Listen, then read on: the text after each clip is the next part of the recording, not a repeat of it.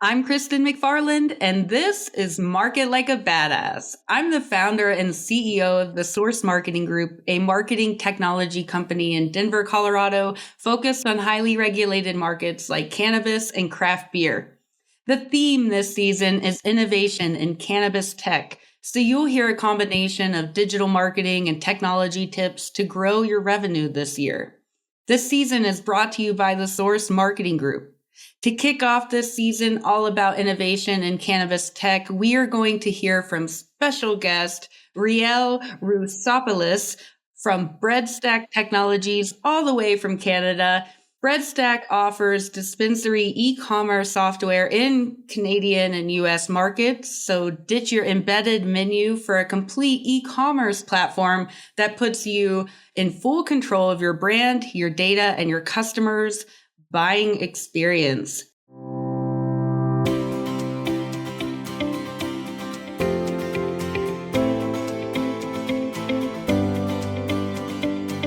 Welcome, Riel. Thank you, Kristin, for the platform. I appreciate it. Yes, and I'm so excited to have you on and to evangelize all the things about Breadstack and get the word out. So before I start geeking out and getting too ahead of myself, tell the audience a little bit about yourself and what you do. Yeah, so I am the head of marketing for Breadstack. As you mentioned, we're a Canadian technology company. We specialize in dispensary e-commerce solutions. And my history is very much in marketing, and for well over a decade now, I've been focused on the cannabis industry. I developed a brand called Glacial Gold, which is now publicly traded and a product that's available across Canada. Oh, wow. I sold it to a company called Nextleaf. And then I built something called Dabber. A partner of mine and I built a solution called Dabber, which was a WooCommerce plugin that we sold to Kova. And so I was in-house with Kova for a little while, spun out of there. Kova has since sunset the plugin. And so I saw an opportunity. I had a bunch of clients who wanted to continue using WordPress, and I found Breadstack, who had the right connections, but just weren't really marketing the product. And so that's really where this all started, was me looking for a place to move my existing clients and finding Breadstack. And they had already plugged into Kova and they'd already plugged into Greenline. And so it was like, guys, I've actually done this before. I think I could help you. And that was almost exactly a year ago. Actually, I started March 1st last year, and really, have put them on the map in Canada. And I guess the US is kind of the next place that we'd like to start looking into. Although, of course, it's a completely different world down there. Yes.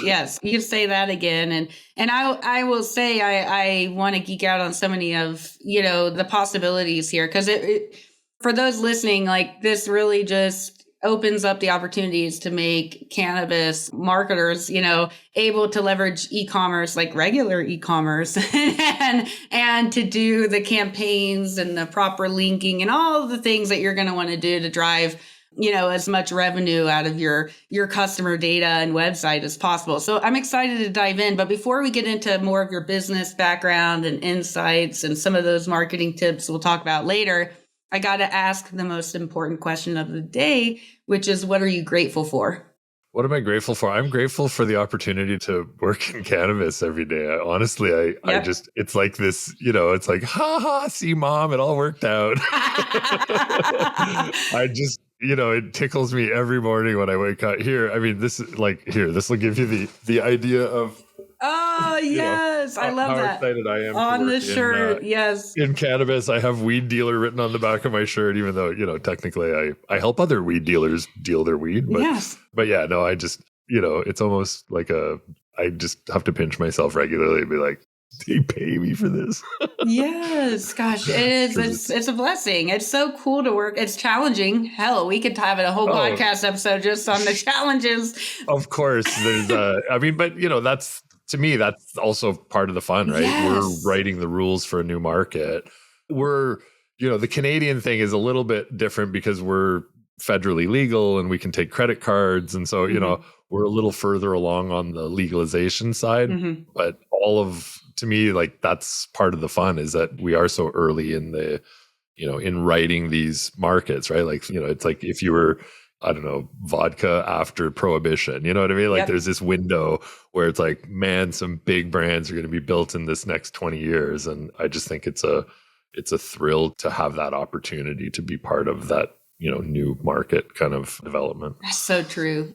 And just to empower other people along the way. I think, for us, we're constantly solving these technology problems because it is so unique in this industry and, case by case, because you have different laws and regulations state by state that you have to deal with. So yes, it definitely keeps you on your toes. And I was just thinking the same thing the other day of like how grateful I am to just be here. I've, been on the Klaviyo champion call recently with people in all kinds of other industries, and it's really exciting to hear their perspectives too, but it's way cooler to work in cannabis.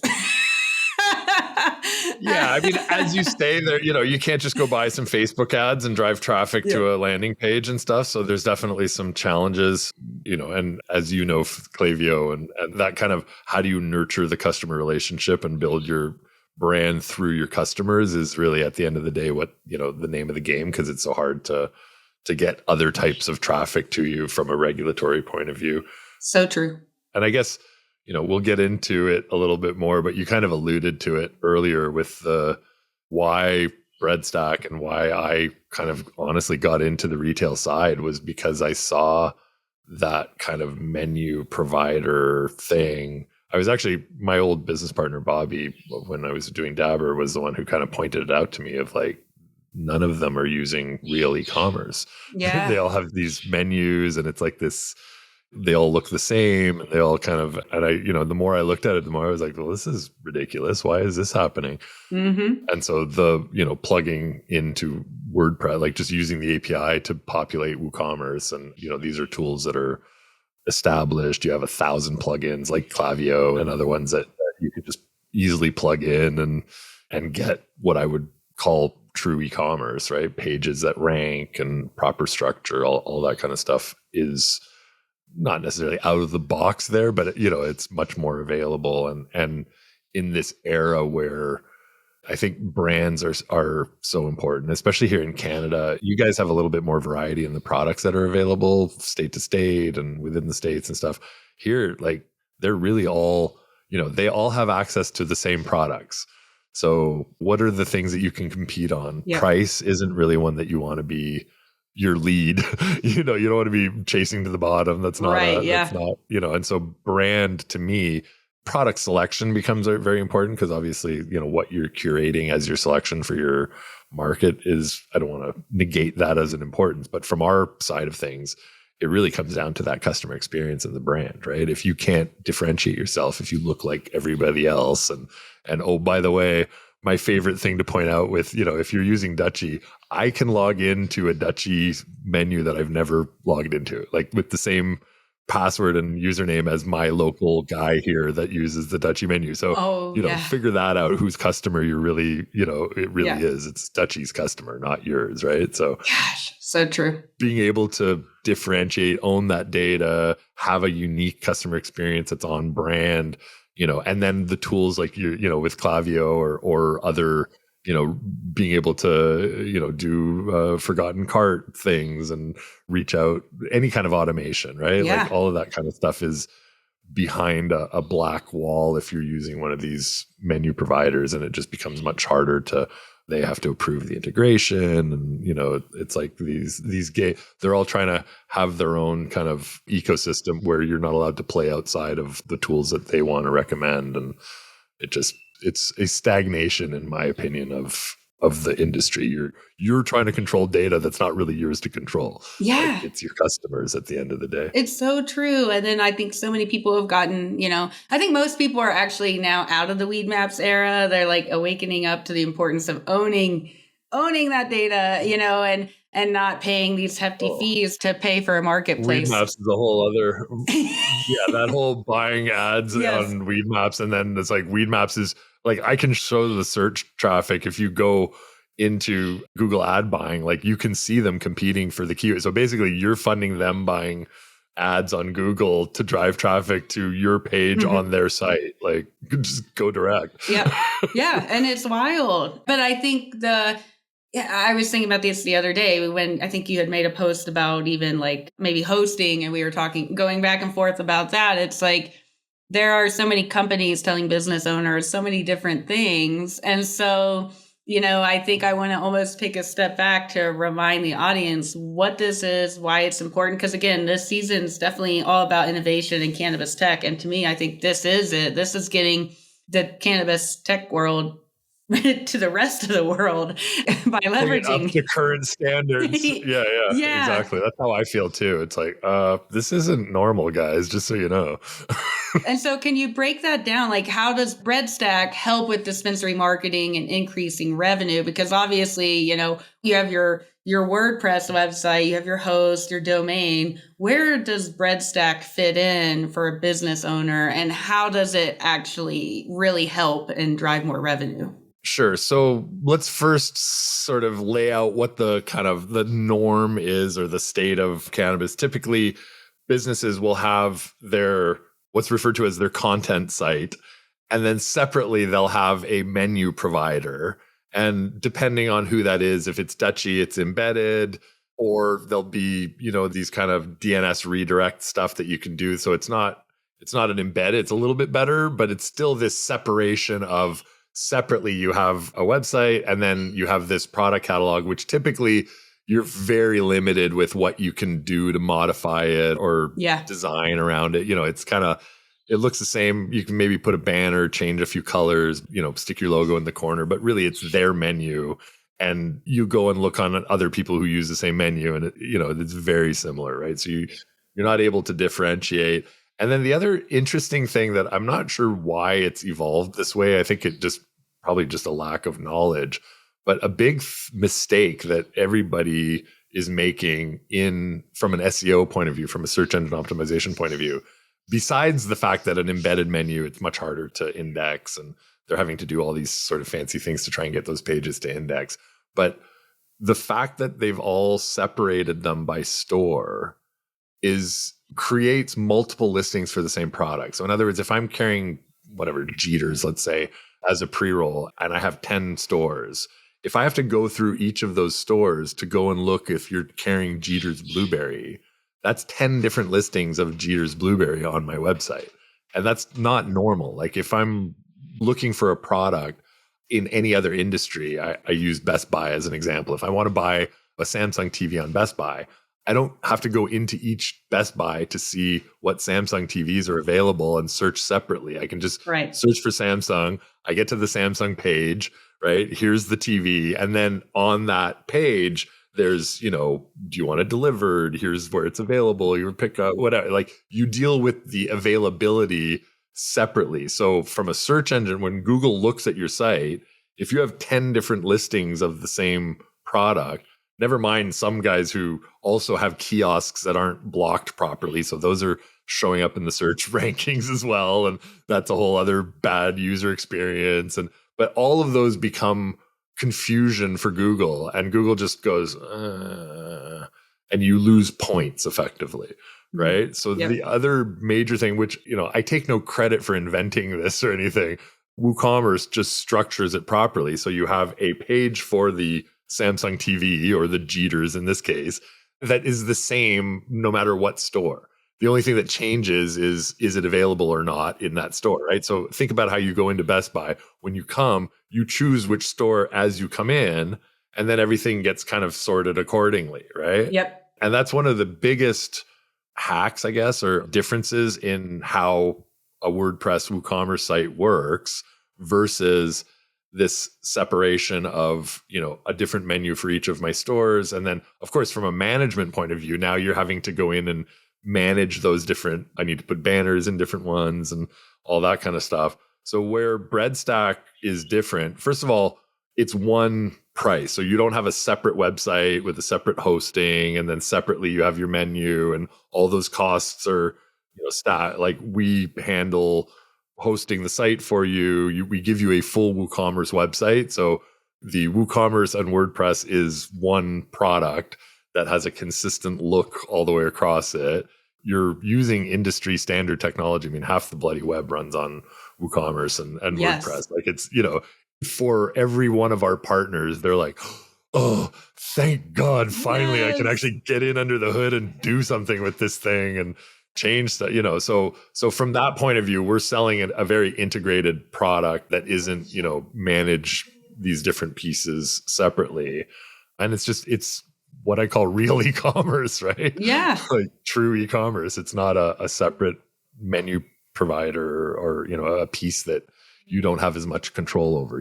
It's your site. You can do whatever you want with it, right? Yes, it's an e-commerce renaissance happening in cannabis right now, led by Whoa. Breadstack, and they're bringing us into the new ages because I want to just like really inject a couple anecdotal stories here because it makes me happy as a marketer, someone who's doing campaigns, week in and week out, and our team is looking to be as intelligent at the marketing as possible. And I'll give you an example of someone who's using multiple tech vendors. And so over here is somebody else for a menu provider. Over here is POS. Over here is website. And they still, like, for linking, the menus are all messed up. So you can't link to a product, or it's maybe for this location, but not that location. It's a pain in the flipping ass. So then the campaigns end up having to get diluted a little bit because we're sending a little bit more generic linking, right? They're not going to convert right off that product. They actually have to go here first because of the way the linking is. It makes your marketing less impactful that way. So like for me, I'm pumped that you all are coming into the US market. I'm ready to like knock on doors for you and because I think it's going to really just it's going to save on costs and increase revenue for our clients. And that's what I'm really pumped about.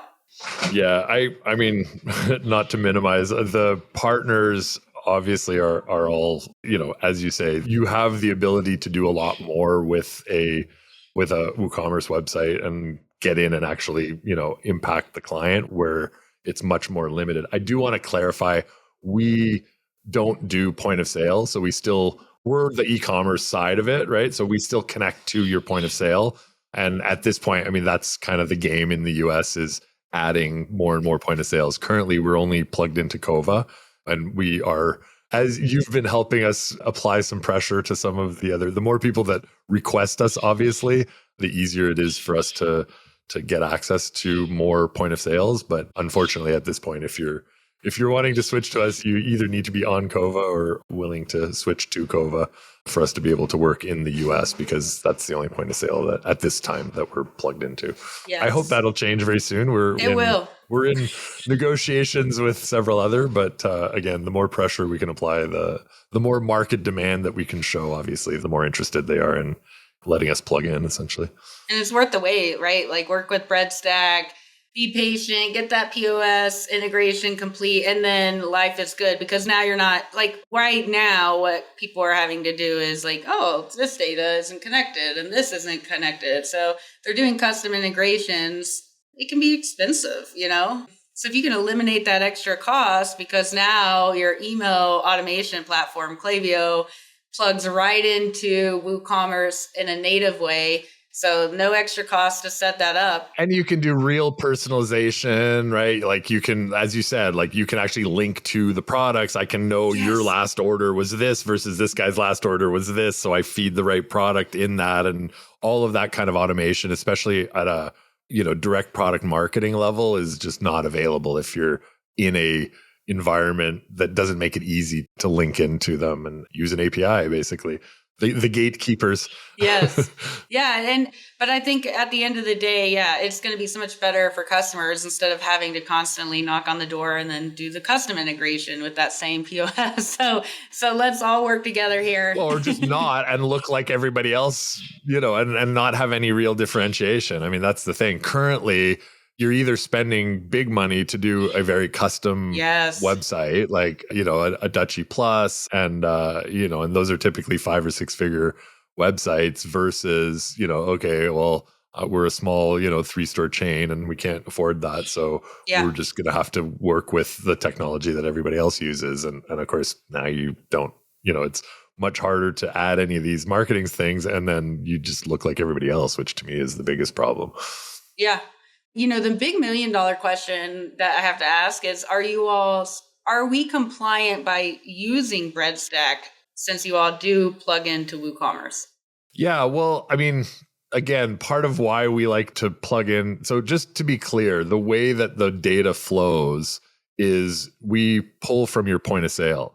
So your point of sale already has the metric plugin or BioTrack or whatever in each area.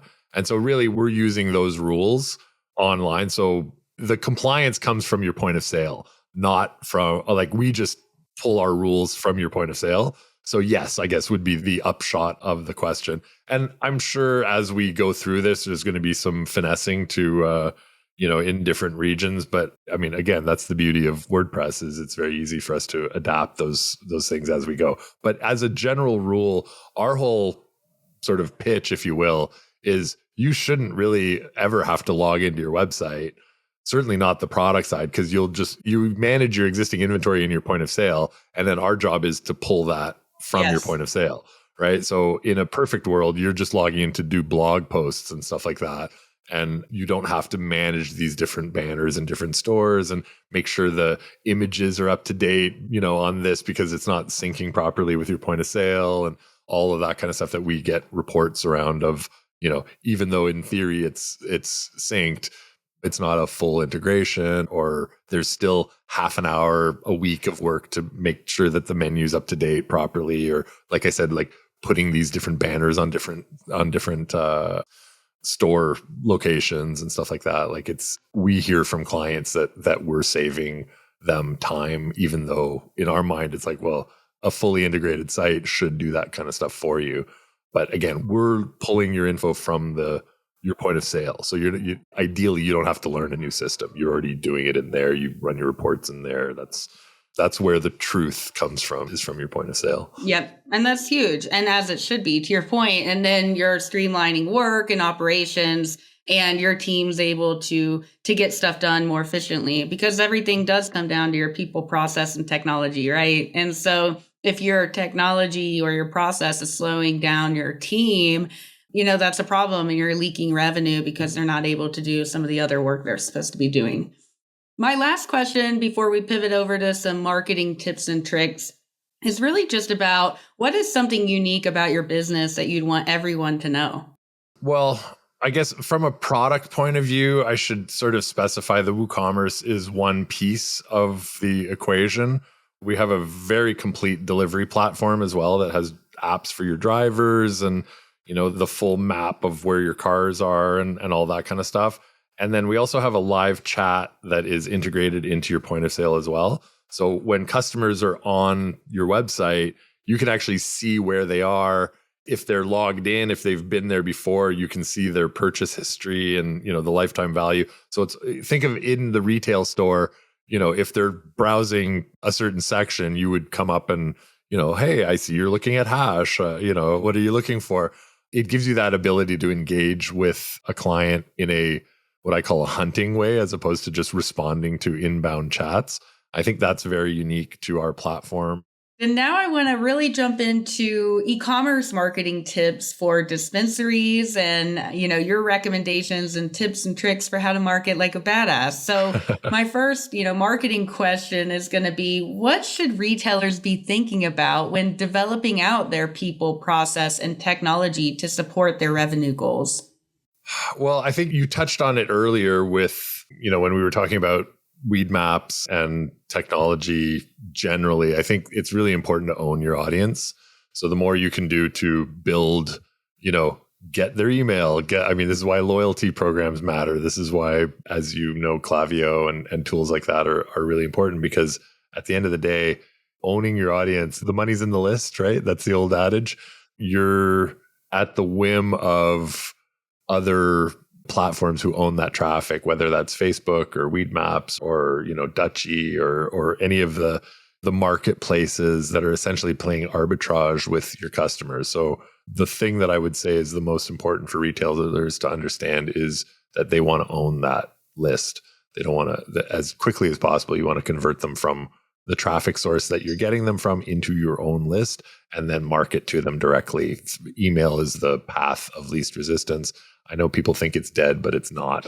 It ain't going anywhere. Right. SMS is going to get blocked. Like there's all kinds of problems with but at the end of the day, people do check their email. It's timing, it's quality.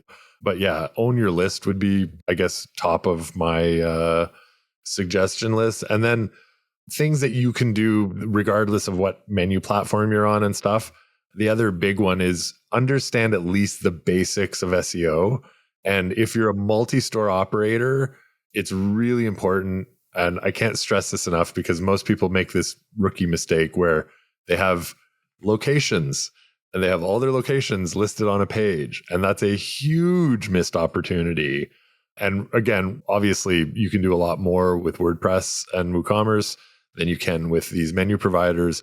But the other simple SEO hack that most people get wrong is having a location page that is specific to each dispensary. So that gives you the ability to customize the information about where it is, what location it serves, whether you do delivery, all of that kind of stuff can be done if you have a different location page for each store. Whereas if you're trying to rank for multiple locations and you just have a location page with all your locations listed, that's a huge missed opportunity. That is such a great call out and something we see a lot where people are wanting to leverage that, and those those pages are a great idea. Yeah. The number of pages that you're using can be very specific and intentional, right? Because you can bring that out to pre-rolls in specific areas or topicals or whatever you're trying to target. I mean, there's nothing wrong with building individual pages for those topics. And so I want to move over, and I appreciate all those good tips because I think those are important things that retailers should be thinking about. But one of the things that I wanted to bring up as well is, what are some of the most innovative marketing campaigns that you've seen from a dispensary where they're using technology or data intelligently at scale? So I have a couple of things pop to mind. So one of them is asking for reviews. I know it sounds crazy, but some of the best performing campaigns that our clients have running is asking for a review of a product 4 or 5 days after they've ordered the product. Because if you think about the logic, they know, like, and trust you, right? They've ordered from you before, so you don't have that barrier of do they trust you? And you know that they've just run out or they're about to run out of that product. And so it's hilarious how much revenue our stores make off of a non-sale, because you're not asking them to buy anything. But what ends up happening is none of them leave a review, but a surprising number of them actually reorder. And so that would be like a hack that I would say is a missed opportunity. We have sites that are routinely, like I have a 2-store chain that routinely makes between $7,000 and $10,000 a month just off of asking for reviews of their clients. Wow. Because it's just that little, oh yeah, no, I'm out. And then they come and they don't leave the review, but they load their cart up and they buy again. The other, and this is more, it's not really data driven, but with all the one of my favorite ad campaigns that was super successful and earned both from a revenue, but also an earned media point of view, was one of our clients is Stoked. If you want to check it out, Stoked, stokd.ca. Wait, did they do cool advertising in Canada or like? Yeah. So this is you must have heard of it because they just got a shit ton of earned media off of it. It was so clever. What they did was advertise the businesses next to them. So it was like, and then the shot was sort of wide enough that you could see, and all of their messaging was very like, hey, we want to celebrate, the businesses in your area or whatever. But like basically they were buying ads for like the pizza shop or the hair salon, and then just had, it was like they were in the shot because you're taking the picture of the, Yes. and technically they're advertising the business. And then I forget how they had some clever kind of wording around the, around the tagline that was like, and stop by afterwards and visit the neighbors or whatever, like that kind of, Yes. But it was just it was such a clever way to get around the advertising restrictions. And because they were all in like these little mini shopping malls and, it was easy to kind of find the pizza shop or the hair salon or in the same complex where they're advertising them, but they're in the picture and they're kind of, it's just a tongue-in-cheek way of getting around the advertising restrictions it's still one of my favorite campaigns. I love that. I agree. I think that had me laughing, and it's just so smart of like, again, it's those creative ways that marketers can get around regulations and actually promote their brand and not get kicked off and, still be compliant. And I think back to just one thing I wanted to say on the reviews email. I love that. To your point, it's at least encouraging someone to make that purchase and come back, right? You want to get that person in your store at least 5 times and build that loyalty. And so that's really important. And one of the things we've done for a cannabis delivery company, they want the best of the best reviews online and to build that up. So we'd send out the NPS survey first. And if they scored high on the NPS, the Net Promoter Score survey, then we'd send them to leave a Google review. And then if they scored us poorly, we would send them to an internal survey so they can vent and get out their frustration, but it's not going to be affecting your Google reviews. And so it was just a good way to collect feedback too. For sure. And actually, and you brought up a good point, because the Google Maps is my other suggestion when people are wanting SEO suggestions and stuff. Like the map pack, as you know, this isn't news to you, but for those listening, it's much easier for you to get to the top of the search engine by ranking yourself in Google Maps than it is necessarily your website. And Google will insert the map pack above all the organic search results anyway. So don't sleep on the opportunity of Google My Business, because it's one of the best free channels for being able to kind of hack your way up to the top of the search engines. And as you point out, reviews is a really important part of that. Although honestly, there's people don't realize, but there's a whole bunch of sections inside of Google My Business where you can highlight, photos and products. And another real easy hack is if you have one of those 360 cameras, or if you can make one of those panoramas with your camera. I think the Google Maps app actually lets you do it, but any additional content that you can upload to that makes you stand out. So 360 of the inside of your store, for example. I use those drones. I don't know if you've seen my, I have a little bit of an obsession with drones. So Neo is this little drone that you just hit a button and it'll do like a droney. And so I'll take that and put it into the Google Maps. So they have this droney shot of their store. And so Google looks at those kinds of signals.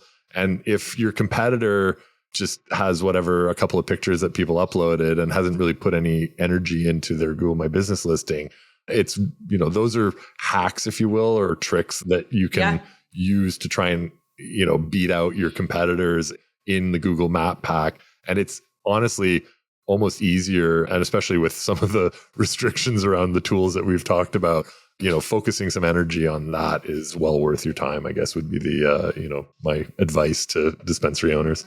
So true. And that actually brings me to my next question, is because of all the recent changes that impact SEO that are happening on Google, or AI and AI summaries. I mean, is that impacting Google business profiles too? And how do you recommend people navigate that? The old AI questions. Honestly, this is all, we're still in this, experimental phase. I think, so a few things. We're definitely in a time when behaviors are changing, and we're starting to see Google was the default search engine forever, right? Like if you rank high in Google, you can sort of forget about the rest of them because that's 95% of your traffic or whatever. That is changing. But, I think these behaviors change slowly. So I would caution people from running too hard into spending a lot of time trying to optimize for AI search. What I will say is another kind of SEO hack that you probably know is the frequently asked questions, like having facts that are around the types of questions that people will be asking, right? Like product recommendations or where to buy weed in my city. And then you have that as a frequently asked questions. I still believe those help with your Google rankings. And I'm pretty convinced that that's part of what's feeding any of the AI sort of summary stuff. So putting energy into developing really robust facts would be another aspect that, again, is independent of what platform you're on. But that FAQ format of having a question and an answer is something that both Google and the AI look at as a point to ingest. And so they're very easy things that you can do to optimize for those, other people also search for stuff that you see, right? Yes. Yes. That's such a good point. I'm glad you touched on that and just giving such great tips and tricks on the website, from location pages to some of those things you just touched on. In terms of stats, because I want to talk about like some data or stats that you're seeing in the field. So what kind of stats are you actually seeing in the field in relation to website performance and e-commerce? Do customers with e-commerce functionality and a better website typically drive more first-time customers in? So there's a couple of sides to this. I mean, just on a generic kind of level, ranking for products, I think, is a really undervalued thing, where we're seeing on average 20 to 30% lift in their e-commerce business and typically a doubling of traffic. So yes, people are looking for dispensary near me, but in more mature markets, people know the products that they want to order, right? And they're looking for those products by name. And if your site isn't ranking for those products, that can be a lot of traffic, not individually, but when you aggregate it across a bunch of products. And more to the point, that person, if they find the product near them, they're not price sensitive, right? They're shopping 3 different sites to try and save $1 or $2. They're looking for that product. Good chance that if they land on you and you can ship it to them or it's available within their area, that they'll buy. So it's a much higher buyer intent than just dispensary near me or these kind of more generic search terms. So that's another aspect. And obviously there are ways to do that without having the menu, but it's a lot more work. You want the technical SEO of having individual product pages and stuff to do the heavy lifting for you, because otherwise you're creating blog posts about all your products and it becomes this big task, right? Yeah, exactly.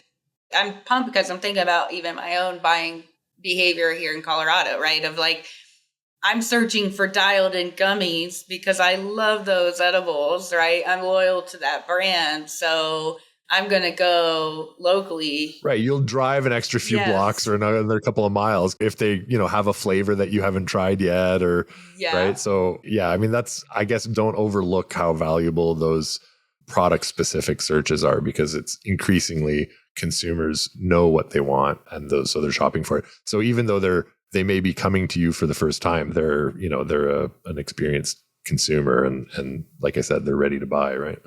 Yeah, that's so true. Well, and then as you get more and more data, like we have, we're working with a multi-location dispensary in Michigan. And so at the end of the year, they want to have, almost like a Spotify wrapped version of like, here's the top 3 brands that you bought. Here's your categories.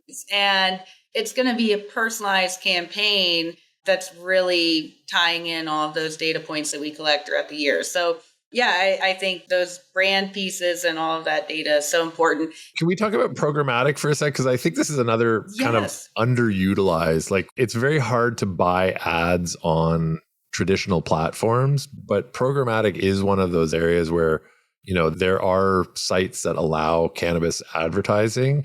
And particularly, again, if you think about it from a larger list point of view, buying traffic, you can buy traffic in an area the same way you do target, on Google Ads or Facebook or stuff.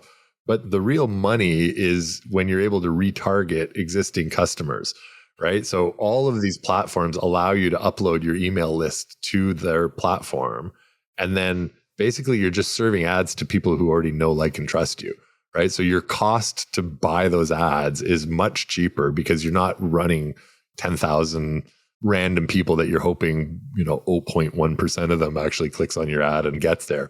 You're targeting people who have already shopped with you and who already know you. And of course, then you can also be much more segmented with the types of ads that you like. I know that you like hash, so I'm going to advertise hash to you. I know that you're an edibles buyer, so I'm going to, whatever the latest gummies are or whatever, right? So don't overlook programmatic, I guess, but think of it from a retargeting point of view much more so than, leverage, again, that list. You want to own that list so that you have, your buyers. You can email them, you can advertise directly to them. Those are underutilized tactics, in my opinion. People think, there's people are blind to banners, which, they are to a certain degree. But again, in terms of having a toolbox available, once you have those email addresses, they're so valuable because you can really target to them. It's so true. And yeah, on the programmatic side, I'm glad you touched on that because yeah, your key performance metrics may differ. Like, right, you may be looking at, well, how many return customers came in during that period I was running it, because we're doing a retargeting campaign, because you want to build that pattern of habit, right? How do we create an experience and a campaign to where, yeah, they came in the first time, but now we're retargeting and warming them back up again to now become a frequent purchaser, right? That's where you get that sweet spot and you increase that customer lifetime value.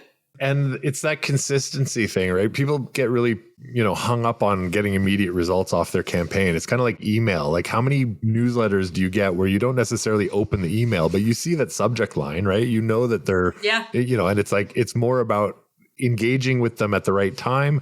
And then otherwise just being top of mind, right? And that's the same thing with programmatic, with email. Like, don't measure it on a month-to-month basis. Look at it on a quarterly and an annual basis, because a lot of those aren't necessarily like, it's their buying cycle, right? So it may not, just because you don't get immediate 3x ROI on your ad spend, in the first month, doesn't mean that doesn't compound over time. And you have that kind of brand awareness of like, oh, when I want to buy gummies, I don't go shopping like, gummies near me.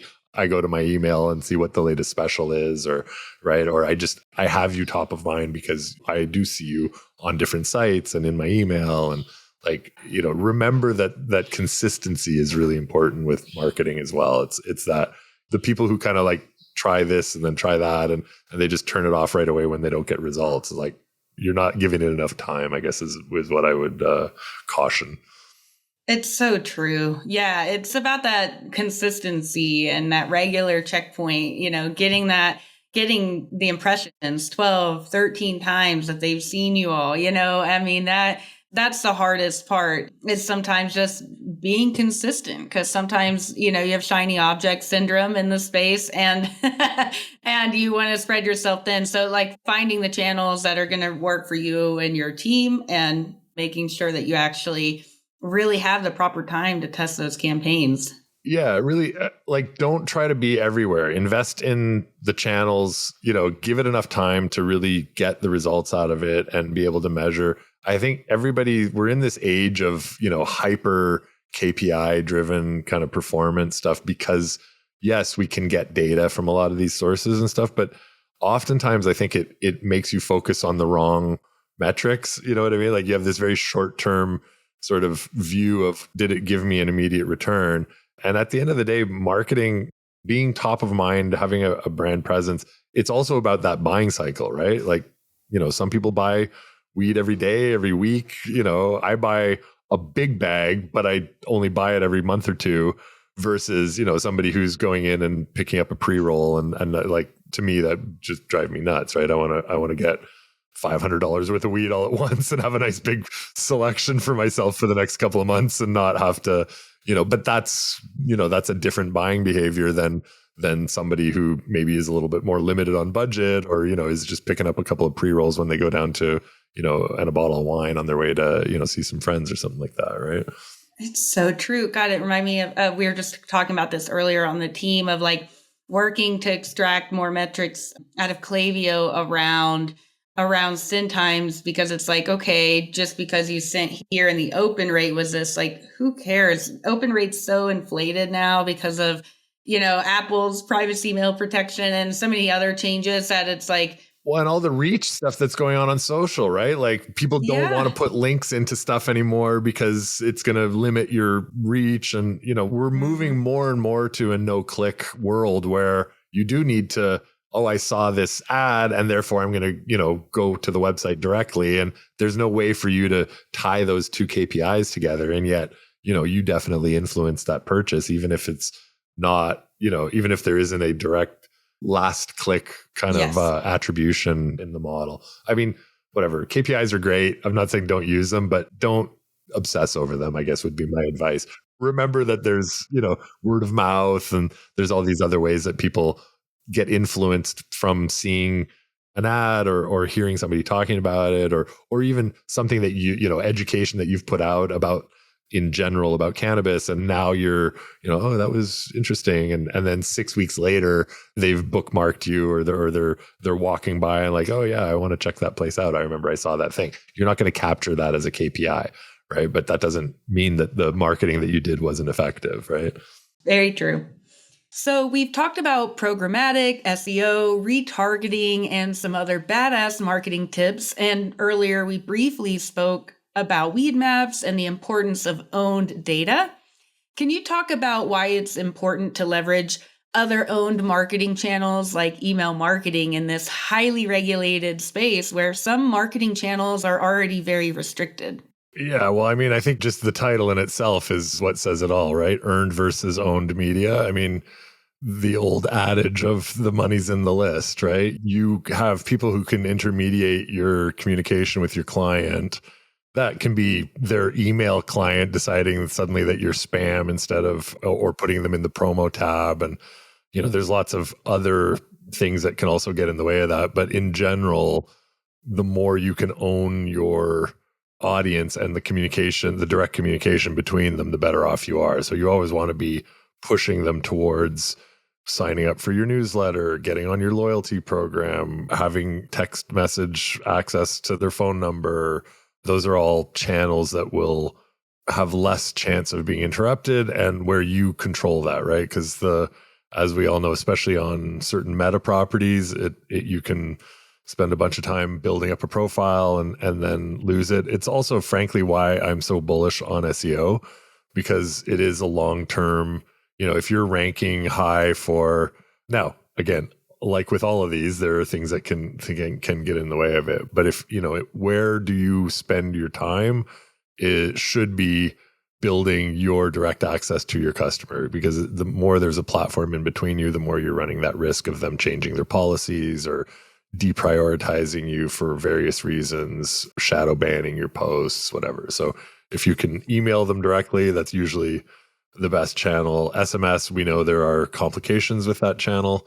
I think, it'll continue to be variably reliable, shall we say. I always default back to email. Email's the one that at the end of the day is, the most consistent. And the other thing with email, again, not to loop back to programmatic, but there are other ways that you can use email than just direct communication with them. Yes, exactly.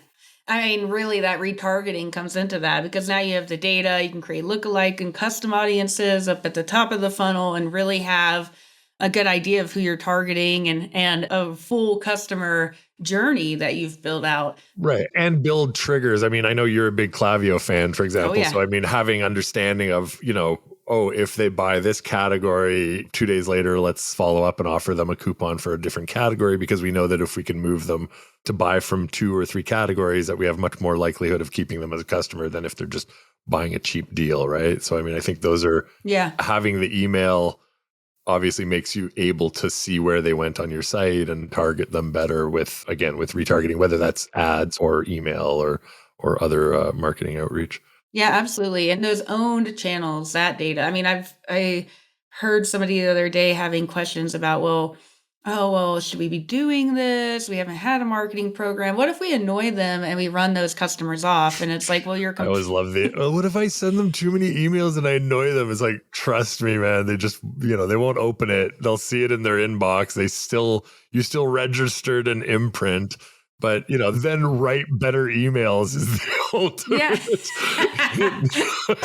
Exactly. Yes. If you're not engaging them, then that should be a sign in itself. Yeah, exactly. Yes. Because you're too busy. You're pushing. Yeah, you're pushing the sale. You're not pushing what the customer wants, whether that's education or whatever that is. And it's like, while you're over here having that hesitation, your competitors are probably geofencing your location. They're emailing, SMS, all of that. And then, you're now trailing off behind. So make sure you look at the owned channels. Facebook, they could kick you off, and probably have kicked you off. They will. They will kick you off. Let's just put it that. Like, whether it's today or next week or next month, or just, they will. Trust me. Like, I can't. say enough to just don't bother. It's like, candy. It seems like a good high, but man, it's bad for you. It is. And if that goes Go away. put some time into Reddit. As scary as that is, at least they're not going to shadow ban you, or they're happy to take your ad money. They're happy to, let you engage with customers in your area. Reddit to me is, if you're going to invest any time in social, that one, and it counts for SEO. Yeah. It shows up in rankings, right? So, well, that's all. I mean, literally, I've been doing some travel tourism stuff, and it's like all Google's bubbling up is Reddit threads, all Reddit threads relevant to your search. Search any strain. I mean, that's our, our whole play with Breadstack obviously is ranking for those strains, but you will almost invariably find Reddit right above, whatever our top search ranking is. That's like reviews on Reddit. So I mean, Google uses them as an index. It's honestly a great way to get a bunch of backlinks too.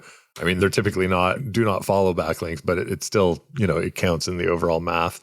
Well, and I wanted to say one thing before we move on, which is just the lifeblood of your business really is in your list. And so just being mindful of that, like if you go and you give it to a vendor and now you've grown over the last year and you're trying to leave a contract, they don't want to maybe give you that list. Like you should always be having a backup to even your email provider could go down. You never know. I love Klaviyo. I love, Does all these... anything spring big to your mind on people who do that? I'm just trying to, I can't think of anyone off the top of my head, but somebody spring to mind on that? I can't. I don't know.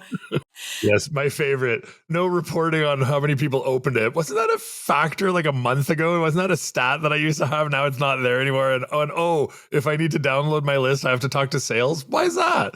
Yeah, and it's wild. And so we talk about owning your list, but you really have to make sure you own it. So again, don't rely on third parties, even if it is a Klaviyo. Have a plan for backing up your list all the time, right? That data. have a regular backup to a Yes. spreadsheet that you actually own.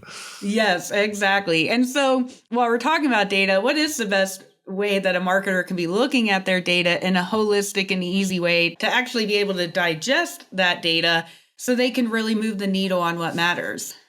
I don't know. I mean, this is now into tool recommendations and stuff. I mean, a good dashboard set up between analytics and your search console. I don't know that there's a magic bullet. I've spent a lot of times building custom dashboards basically that bring in the KPIs that matter. I think for dispensaries, I'm not sure how far down that rabbit hole they want to go. But whatever CRM you're using, there's definitely reports that will help you, whether it's Klaviyo or HubSpot. They'll have the ability to run reports. And I think at the end of the day, I mean, it's on a, what are your goals? What are you trying to achieve, right? If you're ultimately, we're all trying to raise more sales, but you have to kind of, okay, this quarter we're working on getting more of, getting our email list built out more. And how can we offer promotions around, signing up, and do we test different pop-ups and that kind of stuff. But in terms of reporting, I think, to me, it always comes down to analytics and search console. Those are my magic too. And then whatever the open rates are on how I'm communicating on whatever email. We use HubSpot internally, but I know that's a little more expensive than most of the dispensary owners are going to invest in, and unnecessary, frankly. Like really, it comes down to, you need a good way for either push. I mean, as you know, I'm a big fan of sticky cards, and I like what they're doing over there. Yeah, love sticky cards. Yeah. So I think, the push notification, you mentioned geofencing. I mean, that's another thing that they allow you to do with that solution. But I mean, it comes down to some sort of dashboard of the different tools that you're using. So there's no one size fits all kind of thing. Yeah. And it really is no one size fits all. I mean, we've done a lot of custom work and dashboards, to your point, or, maybe one person's a multi-location business and they care about data. Maybe they want more data points. So we can then put them into more of a data warehouse where we would be able to actually go and ask questions of the data, right? Hey, what's our top selling, SKU? And there's some really cool ways that you can be looking at your data, but starting small, something that can pull in from the disparate data sources, right? You're going to have SMS, your email, programmatic data, and bubble it up so you can easily have those KPIs to look at and know what is moving the needle versus, some bullshit vanity metric that we really shouldn't even be making decisions off of. We got a bunch more likes on our Facebook post. Yeah. Google Data Studio. Oh, yeah. So yeah, I think that that's a great tip there. And then my last question was around open standards as well. And we were kind of talking about that offline. And just to, for our audience listening, open standards in technology, Trigger warning. it's publicly available specifications, protocols, all of that developed collaboratively, right? That'll really ensure that compatibility across those technologies. It really fosters innovation, competition. So why do you advocate for open standards, and what impact would that make in our cannabis industry? Yeah. So I think, first of all, people have to understand the difference between open source and open standards, because a lot of people confuse the two. And I think there's a hesitation with some of the technology providers because they see it as opening up their business to being cannibalized or pirated or whatever. Open source is program, whether the code is visible or not. And that's a completely different thing. Open standards are things like HTTPS, for example, or FTP, things that are what everybody adopts as a common standard for interchanging data. And so there are a bunch of very established schema, for example, markup schema. If you're, you want to tell Google this is the description and this is the title and this is the photo, there are little tags that get put around the code to make it easier for Google to kind of sort things. And so that's one example of schema. And in more mature industries, if you're using HubSpot or Salesforce or Shopify, Lightspeed point of sale, for example, if I want to connect to Lightspeed, I don't have to contact Lightspeed and ask them for permission. And there's already a mechanism in Lightspeed for you as the client to issue an API key and then use that API key to interface. Zapier, for example, as a company, I don't know if you're familiar with Zapier, but Yes. It really exists because this thing doesn't necessarily always talk to this thing, but they both have a way to import and export data. And so, you might have to export it to a spreadsheet and then import it into that. Or maybe you want to build some, like you said, some chat GPT thing that takes all my sales data at the end of the month or end of the week and runs a little script through chat GPT that identifies what are the top sellers, or maybe I want, whatever. The point being, without the ability to generate an API key and export your data from whatever environment you're in. And, in my case, it's very much around accessing the point of sales so that we can build better e-commerce. And my big, why I've really been for 4 years now trying to kind of push this narrative uphill is because as e-commerce, our job is to build something that's beautiful and shoppable, which means I need all the cannabinoids. I need all of the descriptions. I need as many beautiful photos as you can get. And if you're on the point of sale side, half the time the customers don't even see the exchange. You're talking to a bud tender. So maybe there's like a line of the product title and the price. That's really the important stuff. They'll have 1 or 2 pictures. They won't necessarily have connected to download the lab reports. The individual different POSs do, it's not a priority for them to have the best data available, or you're plugging into a marketplace, and no names mentioned, but there's a few of the big ones that have their version of that product info because that's, and they view it as like a competitive thing. Then we have Metric, and in Canada, it's GS1 in the middle of this where they're trying to extract rent.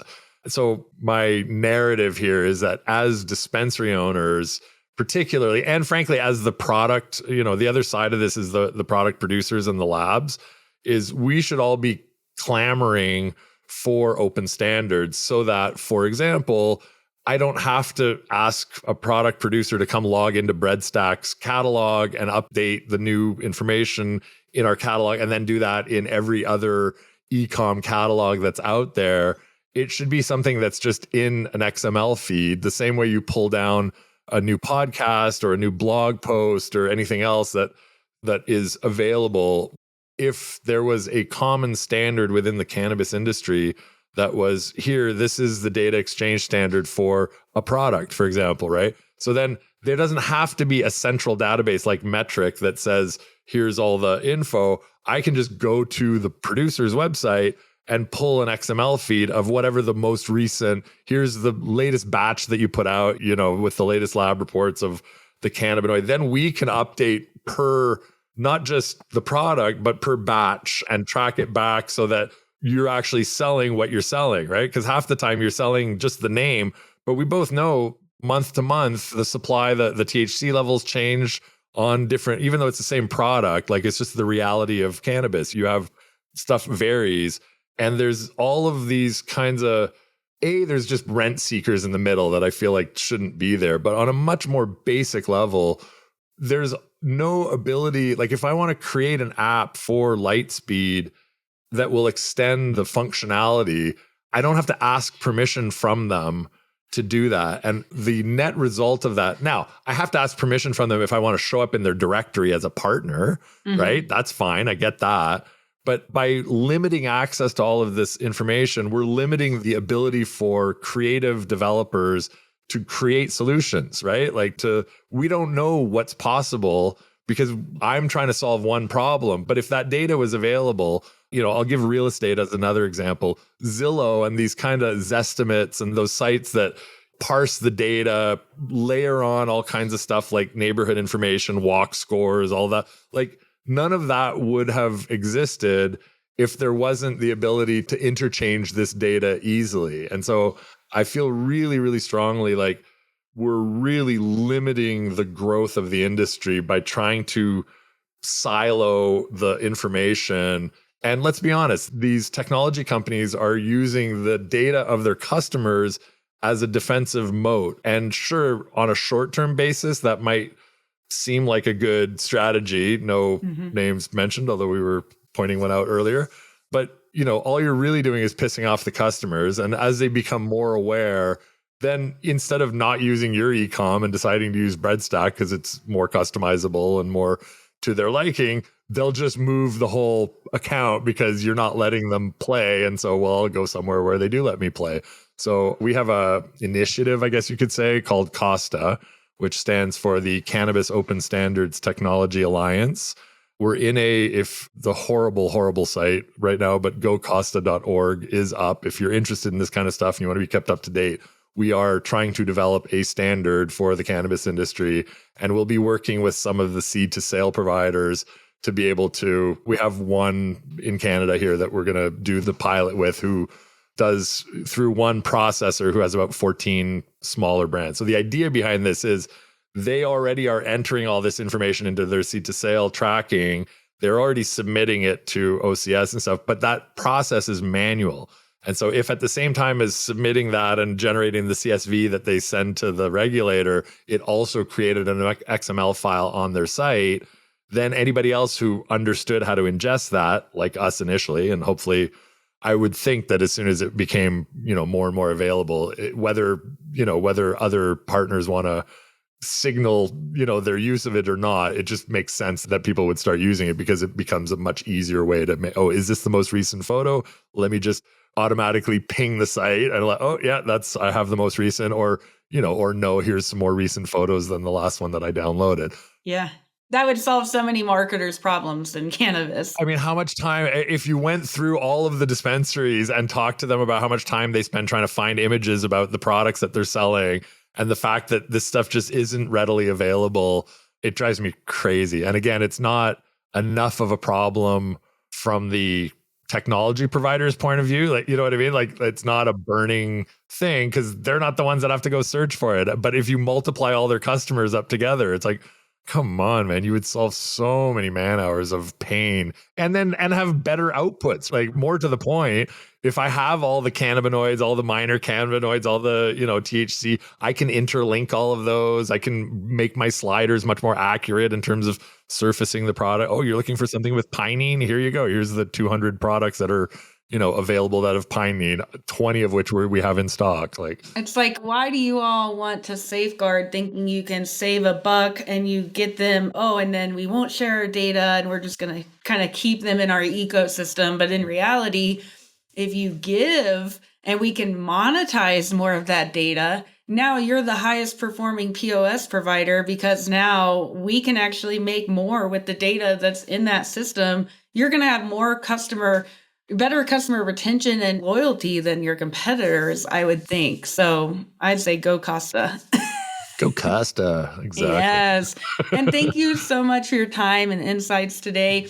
While we have time, I want to throw you into a quick lightning round before you go. You've got 5 rapid fire questions and you have 10 seconds to answer them. Are you ready?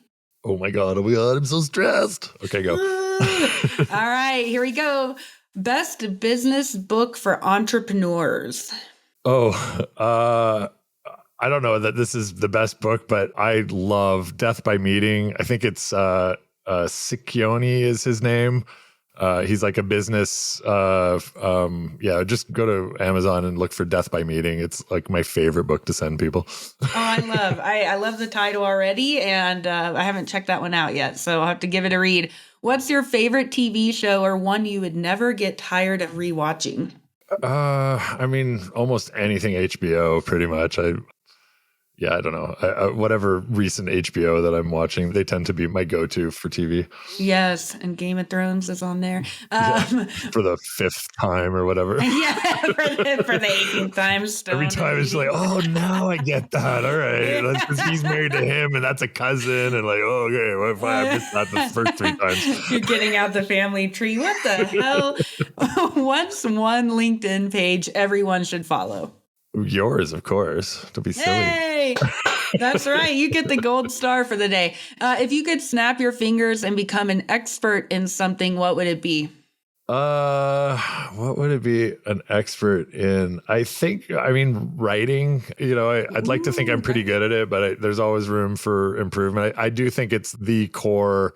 Even ChatGPT coming along and stuff, I still think it's the most influential skill that you can have as a marketer and just in general in life. Like whether you're a marketer, everybody's a marketer, right? Like whatever you're doing. So true. At a certain level, you have to market yourself. You have to market your project that you're trying to get done internally in a company, whatever. So writing is always the understanding how to write a good hook and how to engage people and what good copy looks like. Even just the spacing. I see so many people doing like the 1 paragraph thing with no spacing, and it's just like, oh, come on, do it so that I can ingest it in nice little chunks. You know what I mean?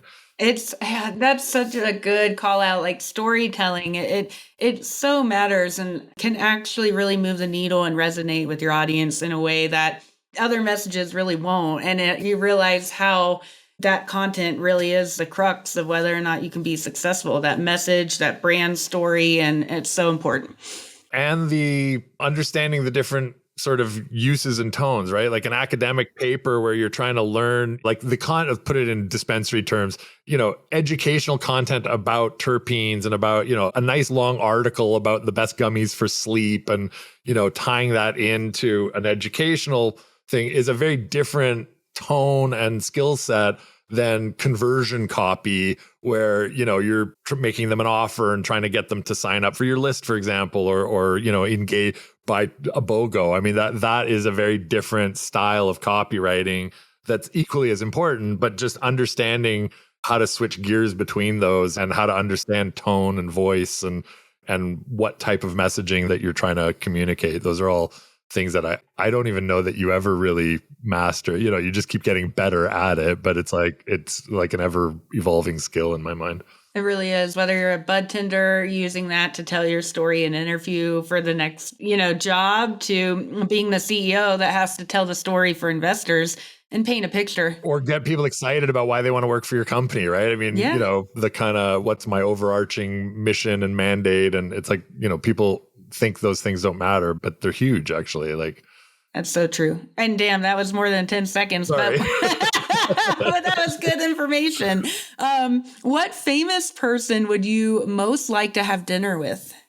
I guess, I don't know. That's hard. I would have to go through like who are writers or filmmaker, director, producer, those kind of roles. Who's the guy who wrote The West Wing and stuff? Aaron. Oh, I love that though. So yeah, somebody with a creative and production mind to kind of maybe see how they bring that to life. Yeah, I think again, to me, those are that's Aaron Sorkin. That's his name. I was going to Google it, but I didn't actually Google it. Aaron Sorkin. Yeah. Again, back to the writers and directors. I think script and storytelling is such an important skill. And I love storytelling. It's at the core of everything that I do. So great storytellers and great writers, like who know how to capture that momentum and capture your attention, I think, yeah. So Aaron Sorkin's the first one that comes to mind, but I could make a little list with a little more time. Hell yeah. Oh, I love that. And that would be definitely an interesting dinner and conversation. I love those creative brainiacs. And perfect. Thank you. You made it through the lightning round. Thank you so much again for coming on. And for our audience listening, if you need quick links, check out our Market Like a Badass show notes with links to Breadstack's website as well as social handles. But in your own words, though, can you please tell our audience where they can find you? Yeah, so you can find me. I'm generally on LinkedIn. Riel is a pretty uncommon name, so you shouldn't have too much trouble finding me.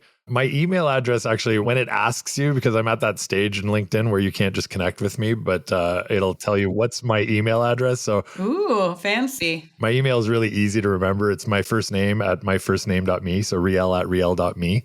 So if you're having trouble connecting with me on LinkedIn, just use that email address. And then otherwise, Breadstack, the Breadstack website, breadstack.com, or our LinkedIn page again. We have socials on other channels. I don't check any of them, so don't try to reach me on Twitter or anywhere else. That'll go to my marketing assistant, and it may or may not get to me. So LinkedIn is always the best place to reach me.